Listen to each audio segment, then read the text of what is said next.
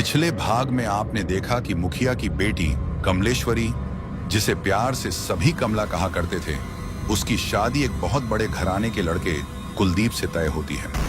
घर में शादी की रस्में चल रही होती हैं कि अचानक एक के बाद एक अपशगुन होने लगते हैं। कभी कमला के शादी के जोड़े में रखी चूड़ियां लाल से काली हो जाती है, तो कभी शगुन की हल्दी लगाने से कमला लहलहान हो जाती है। धीरे धीरे कमला के साथ होती यह घटनाएं गंभीर रूप लेने लगती हैं, जिससे कमला के मायके और ससुराल दोनों और अफरा तफरी मच जाती है।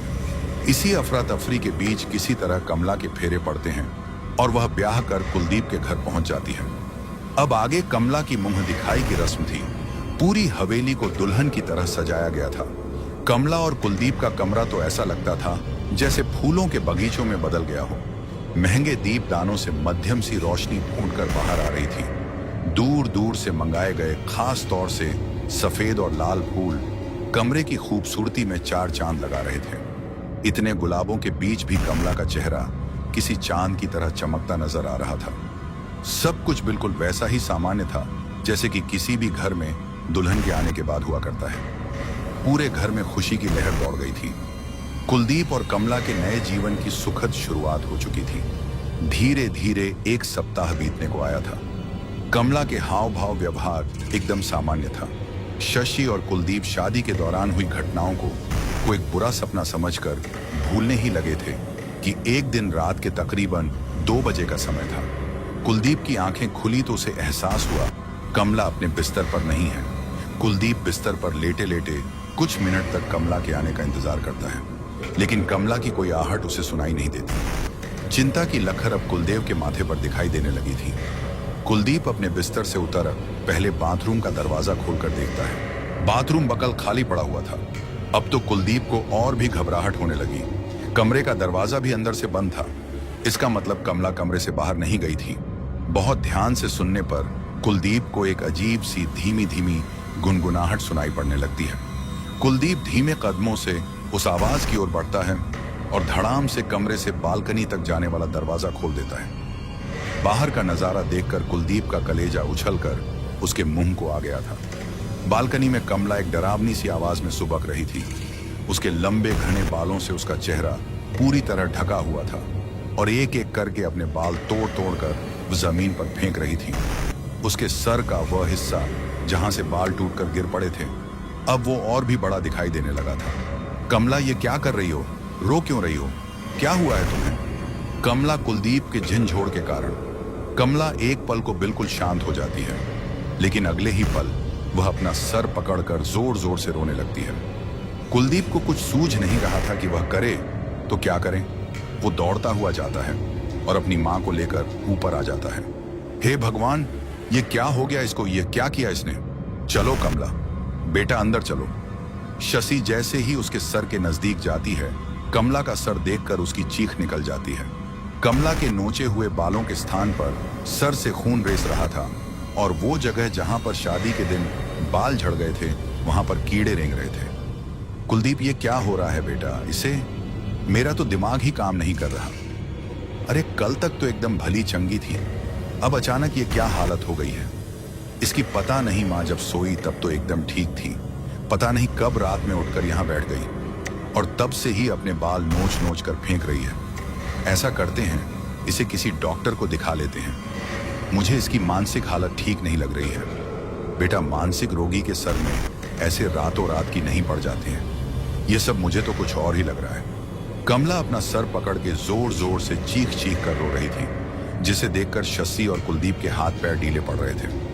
बहुत दर्द हो रहा है, कोई बचाओ मुझे, इसे बहुत तकलीफ हो रही है। माँ, आप डॉक्टर को बुलाइए ना, कहीं इसे कुछ हो ना जाए। बेटा, इतनी रात गए कौन मिलेगा? रात के 2 बज रहे हैं। वैसे भी हमारी हवेली से शहर की तरफ जाने में बीच में जंगल पड़ता है। इस समय कहाँ जंगलों में भटक हम कल उसे लेकर चलते हैं। अभी तू कोशिश कर कि किसी तरह यह सो जाए, बस कमला उठकर फिर से कहीं चली ना जाए। इसलिए कुलदीप उसके पैरों के पास बैठा, बस एकटक उसे ही निहार रहा था। कमला की आंखें नींद से बोझिल हो रही थीं। कुछ ही देर में कमला गहरी नींद में चली जाती है। कमला के सोने के बाद कुलदीप की भी आंख लग जाती है। कुछ ही देर के बाद अचानक ही कू की आंख खुलती है तो वह देखता है कमला छत पर लगे पंखे पर बैठी हुई है। कमला वहां क्या कर रही हो? तुम वहां चढ़ी कैसे?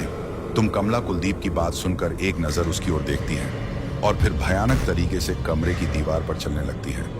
नीचे उतरकर वह कुलदीप की ओर देखकर एक अमानवीय हंसी हंसती है और जोरदार आवाज में चीखने लगती है, खाना मुझे खाना चाहिए, बहुत भूख लगी है, मांस खाना है, मुझे कच्चा मांस। कमला की बात सुनकर कुलदीप एक बार फिर अपनी मां को आवाज लगाता है, हे भगवान, यह सब क्या हो रहा है? कुलदीप बेटा जाओ, जो ये मांग रही है इसके लिए लेकर आओ। मां की बात सुनकर कुलदीप दौड़ते हुए नीचे जाता है और नौकर से कहकर कच्चा मांस और मोटी रस्सी लेकर वापस कमरे में लौट आता है। यह लो कमला, मांस खाओ। थाली में रखे हुए मांस को देखकर कमला उसकी सुगंध लेते हुए जानवरों की तरह लपक कर थाली की ओर आती है और एक रहस्यमयी सी मुस्कान बिखेर कर दोनों हाथों से उठाकर मांस खाने लगती है। कमला को मांस खाता देखकर मौका पाकर कुलदीप पीछे से उसे रस्सी से जकड़ लेता है। मां जल्दी बांधो इसे, ये कुछ भी कर सकती है, सिर्फ हमें इससे खतरा नहीं है, ये खुद को भी नुकसान पहुंचा सकती है। ये हमारी कमला कुछ बहुत गलत हो रहा है। इसके साथ कुलदीप और उसकी मां शशि कमला को रस्सी से बांधकर लाकर पलंग पर लिटा देते हैं। अब जब तक हमारे घर का शुद्धिकरण नहीं हो जाता तब तक इसे यहीं बंधा रहने दो। सुबह 5 बजे ही शश ने 2 नौकरों को बड़े पंडित को लाने के लिए भेज दिया था। देखिए पंडित जी, हमें नहीं पता हमारे घर पर यह कौन सी मुसीबत आई है। हम बस इतना जानते हैं कि अपने जीते जी अपने बेटे बहू का जीवन खराब नहीं होने देंगे। हम आप इस घर से नकारात्मक ऊर्जा दूर करने के लिए हवन कराइए। जो भी सामग्री लगेगी हम व्यवस्था कराएंगे। शशि की बात सुनकर पंडित जी नीचे हॉल में आकर गृह शांति पूजा शुरू कर देते हैं। पूजा शुरू होने के कुछ ही मिनट के अंदर कमला के कमरे से भयानक जी की आवाज सुनाई देने लगती है। वो आवाज इतनी भयानक थी कि किसी की भी कमला के कमरे तक जाने की भी हिम्मत नहीं हो रही थी। मैम साहब छोटी, बहजी ठीक तो है, कहीं उन्हें कुछ तकलीफ तो नहीं हो रही? एक बार दरवाजा खोलकर देखिए। ना, नहीं, कोई भी ऊपर नहीं जाएगा, वो चाहे जितना भी चिल्लाए। हमारी मर्जी के बिना उसका दरवाजा खुलना नहीं चाहिए। कुछ देर चीखने के बाद अचानक कमला के कमरे से आ रही आवाज बंद हो जाती है।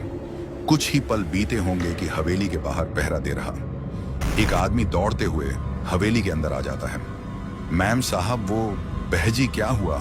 बहू जी को कुछ बात है क्या? वो बहू जी वो बाहर दीवार पर चल रही है और दीवार से होते हुए वो नीचे उतर रही है। कैसी बेतुकी बातें कर रहे हो? उसे तो उसके कमरे में बांधा हुआ है, वह अपने कमरे से बाहर नहीं आ सकती। उसके कमरे में मैंने खुद अपने हाथों से ताला लगाया है। नौकर की बात सुनकर शश दौड़ते हुए हॉल से बाहर जाती है और देखती है कि कमला दीवार से होते हुए नीचे उतर रही है। कमला की ऐसी हालत देखकर सबकी चीखें निकल जाती हैं। देखिए बहन जी, हम जितना समझ रहे थे ना, यह समस्या उससे कई गुना ज्यादा बड़ी है। मेरे गृह शांति हवन से कुछ नहीं होने वाला है। हाँ, मेरे मंत्रों की गूंज से यह थोड़ी विचलित जरूर हुई है, लेकिन उससे आपकी बहू की हालत में कोई सुधार नहीं आएगा। आपके लिए सुनने में थोड़ा मुश्किल होगा, लेकिन यह आपकी बहू कमला नहीं है। कोई भी इंसान ऐसी हरकतें नहीं कर सकता, कोई और शक्ति है। इसके अंदर दीवार से उतरने के बाद कमला दौड़ते हुए हॉल में पहुंचती है और हवन कुंड को उठाकर हवा में उछाल देती है। उसके मुंह से बेतहाशा लार गिर रही थी, आंखें पलटी हुई और बाल बुरी तरह से बिखरे हुए थे। उसे बांधने में इस्तेमाल हुई रस्सी अभी भी उसके हाथों से लटक रही थी और कलाई से खून रिस रहा था। उसका ना इतना डला लग रहा था कि कोई भी उसे देखकर चपक खा जाए। तूने बुलाया था, इस पंडित को देखो कमला। बेटा शांत हो जाओ, हम तुम्हारा बुरा नहीं चाहते। हम तो बस यह चाहते हैं कि तुम हमारे बेटे की पत्नी बनकर इस घर में आई हो, हमारे घर की लक्ष्मी हो बेटा। तुम खुशी खुशी घर में रहो, इससे ज्यादा हमें और कुछ नहीं चाहिए। चुप कर बुढ़िया, चला जा। पंडित जा। कमला की भयानक आवाज सुनकर पंडित राम राम करता वहां से भाग खड़ा होता है। तभी कमला का शरीर ढीला पड़ने लगता है और वह जमीन में गिरकर बेहोश हो जाती है। माँ, क्या हो रहा है यह सब? मुझे तो अब बहुत डर लग रहा है। अगर ही चलता रहा तो पता नहीं आगे क्या कुछ देखने को मिलेगा। घबराओ मत बेटा, अगर दुनिया में शैतान है तो भगवान भी है। मैं कल ही शमशान वाले बाबा को खबर कराती हूँ, अब वही हमारी समस्या का समाधान करेंगे। शशि, तुम कुलदीप के साथ घर पर ही रुको, मैं जाता हूँ और जाकर बाबा को सारी बात बताकर यहाँ लाने की कोशिश करता हूँ। अखिलेश जब शमशान घाट पहुंचा तो दोपहर के तकरीबन 2 बजे होंगे। बाबा अपनी कुटिया में नहीं थे। उसने देखा बाहर खुले जगह में अग्नि जल रही थी और बाबा आंखें बंद किए उसके सामने बैठे थे। इतनी गर्मी में जब धूप में खड़ा रह पाना भी संभव नहीं था।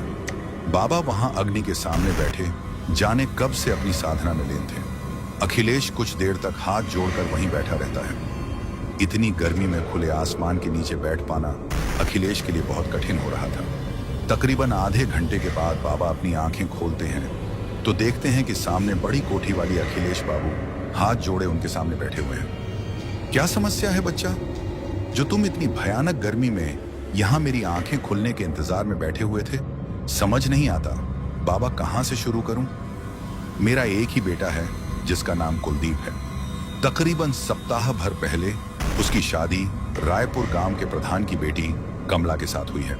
हमने बड़ी धूमधाम से शादी की क्योंकि हमारे लिए ऐसा अवसर जीवन में दोबारा नहीं आने वाला था। किंतु जाने हमसे ऐसी क्या भूल हो गई कि जिस दिन से ब्याह की रस्में शुरू हुई है, हमारी बहू के साथ एक के बाद एक अब शगुन होते जा रहे हैं। पहले तो हमें लगा कि शायद शादी के बाद हम गृह शांति हवन करेंगे तो उससे सब कुछ ठीक हो जाएगा, लेकिन हम गलत थे। शादी के बाद तो मेरी बहू कमला की हालत और भी खराब हो गई। ऐसा लग रहा है जैसे वह अपने आप में ही नहीं है, किसी ने उसके पूरे शरीर पर कब्जा कर लिया हो। अखिलेश अभी तक हुई सारी घटनाएं बाबा को सुनाता है। तुम्हारी बहू जरूर किसी प्रेत के वश में है, लेकिन मैं अभी तुम्हारी कोई मदद नहीं कर पाऊंगा। उसके लिए पहले मुझे तुम्हारे घर आना होगा। अभी मैं एक साधना कर रहा हूं। अगले 24 घंटे तक मैं अपना साधना छोड़कर हिल भी नहीं सकता। हाँ, इतना वादा करता हूं कि मेरी साधना खत्म होने के बाद मैं तुम्हारी समस्या को हल करने का प्रयास जरूर करूंगा। अभी तो मैं तुम्हारे साथ नहीं आ सकता। हाँ, लेकिन तुम्हारी इतनी मदद जरूर कर सकता हूं। यह लो, यह अभिमंत्रित जल है। किसी भी दुष्ट आत्मा या शैतानी शक्ति के ऊपर इसकी एक बूंद भी पड़े तो वो तुम्हें नुकसान नहीं पहुंचा पाएगी। इसे अपने पास रखो। जब तक मैं तुम्हारे घर आकर सारी स्थिति को भांप नहीं लेता, तब तक यह जल ही तुम्हारी रक्षा करेगा। जाओ, कल्याण हो। अखिलेश बाबा का दिया हुआ जल लेकर वापस अपने घर की ओर लौट जाता है।